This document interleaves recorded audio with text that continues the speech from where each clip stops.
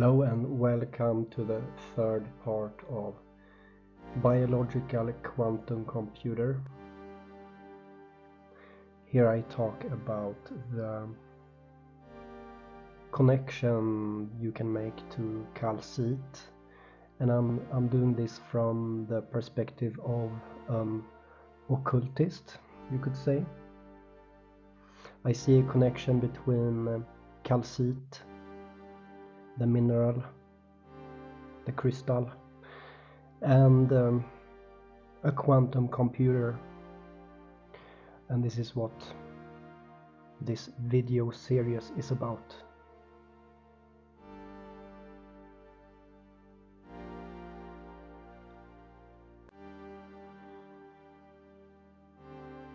So in this video I'm going to talk about, first of all, what did I talk about before? I talked about crystal, the crystal in general, and how it is probably in the pineal gland, right? I mean, there is probably a kind of quantum computer in the pineal gland. That's at least what I think. And the pineal gland is calcified, and it's naturally calcified, and I'm thinking that it's like that by design. It's supposed to be like that because it's like that for everyone. Everyone has a pineal gland that lights up on the X-ray because it is full of calcium carbonate by design. I talked about the etymology of calculations, and that the word calculate comes from calx, which is has to do again with calcite, you know, and limestone, connecting back to the philosopher's stone. And basically, let's begin with this video, right? The third video. And in this video I'll talk about how Calit is both the beginning and the end of the quantum mechanical wave particle dualism of light. What do I mean by that? What I mean is that Calit has become a material for understanding light. And what do I mean when I say that it's both the beginning and the end? Well, I mean that our first understanding as a human species, right? Our first understanding of quantum mechanics comes from Calit. And its interaction with light. This is what propelled and started all the thought process behind quantum mechanics. Most people don't know about this. I'm going to talk about it, okay? And then it's also, Calit is also the end. It's the end, both the beginning and the end, because it is in the eye, you know. Calit is in the eye. This, the beginning and the end of light, you could say. I mean, what is light? What is light unless you can detect it? And unless you can describe what light is, what is it? I mean, if you can't describe light, it's nothing, you know? And so we have Calit to understand light. And we have Calit to decode light with the optical quantum computer, which I believe is a biological variant in our brains, in contact with God. You know, that's what I believe. So how did Calit start the entire field of quantum mechanics? How did that happen? Well, it happened with this. that you see on the screen, the Icelandic spar or the sunstone. Funny, right? It's called the sunstone. It's all about the sun, you know, and this is what they used to describe light. This is what they used to understand light.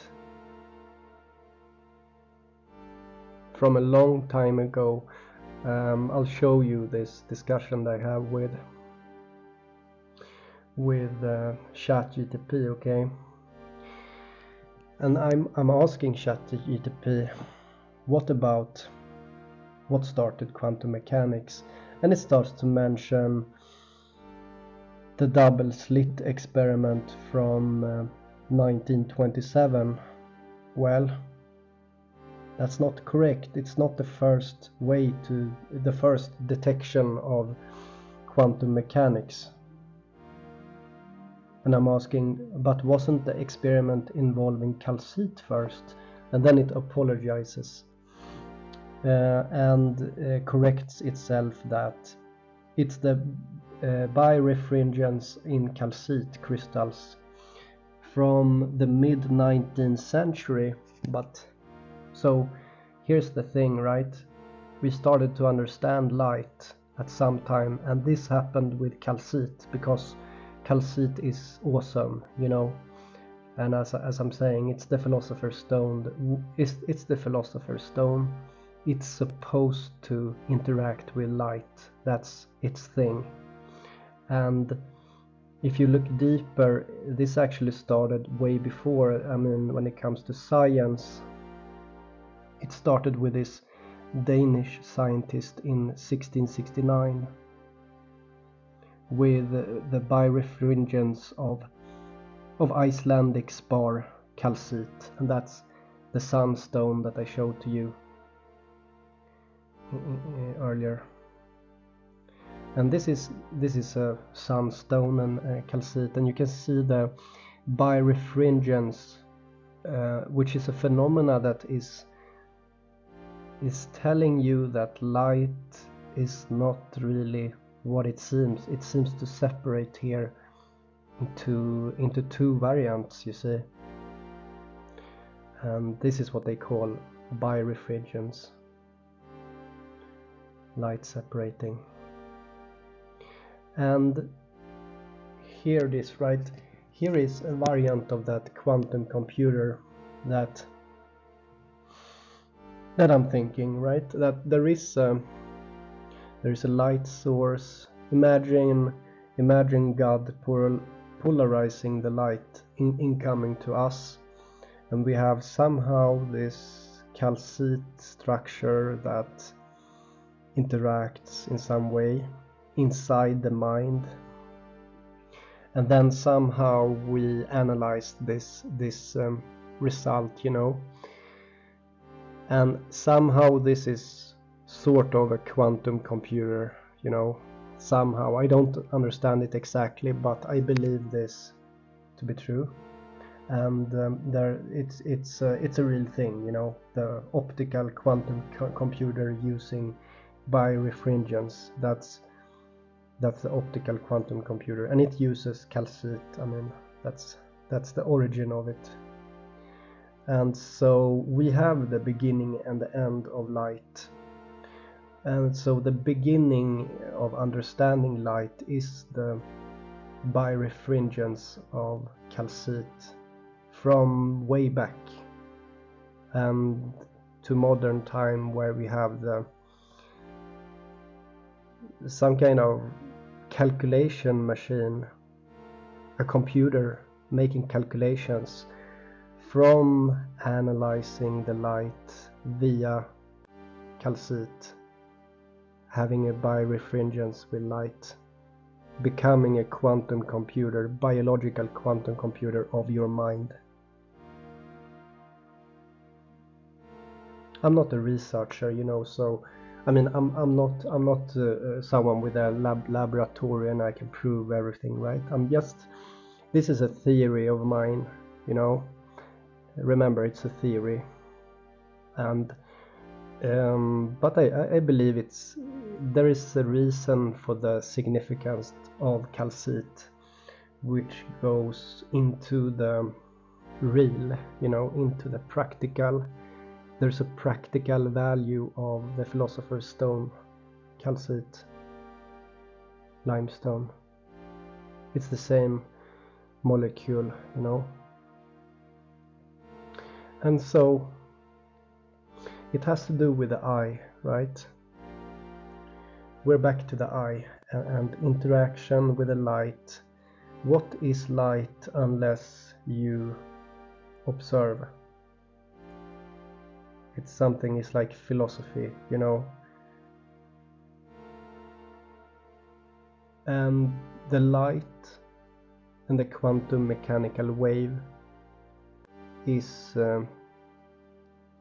falling apart from observation. The act of observation itself somehow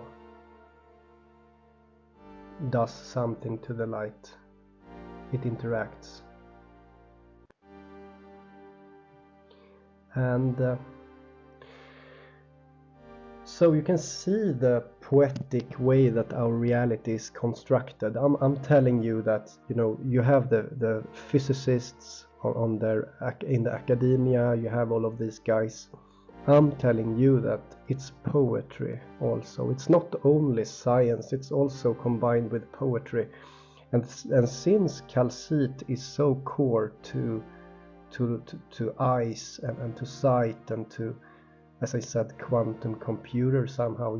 Quantum computer is a beautiful word, it sounds cool, but in reality it's some kind of practical use, and the first animal with complex eyes is the tribulite, and the tribulite lenses was made entirely out of calcite.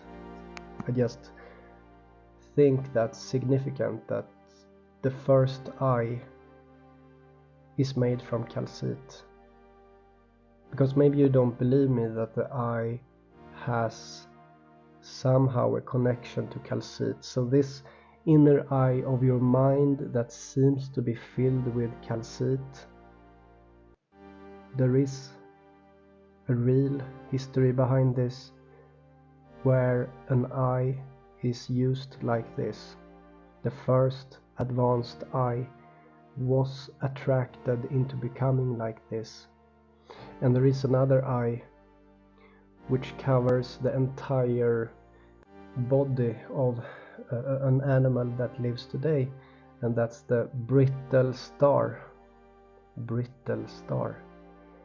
Its entire body is calcite, and it uses its entire calcite body to see. It sees with its skin using the calcite. Can you see how calcite is actually used for vision? You say, I'm not only, it fits. This is science, what I'm showing right now here with the brittle stars. They know that this is how they see, and so I'm making a deduction here. I'm deducing that our inner eye, full of calcite, is seeing thanks to that, and I haven't even talked about our regular human eyes. Our regular human eyes actually has calcium. They are rich with calcium, and it has to do with a theory about photographic materials, and which is something I don't want to talk about right now. But our regular eyes are also filled with calcium, a lot. It's so much calcium in your regular eyes that they can become damaged from this. They can break a bit, and there will be this limestones inside of your eye that will fall out, when you have a salt a salty substance, you can have salt crystals that will fall out, and you know, yeah, it's in your eyes already, you know, your regular eyes, but it's just another variant of it. So yeah, this was my presentation about the biological quantum computer number 3, and I talked about how Calit is both the beginning and the end of quantum mechanics, and how it literally is used to describe light, and this ties directly into the beginning and the end. It is the beginning and the end in some sense, and you can see this in many ways, you know. So yeah, thanks for listening. See you another time. I hope you liked it. Bye bye.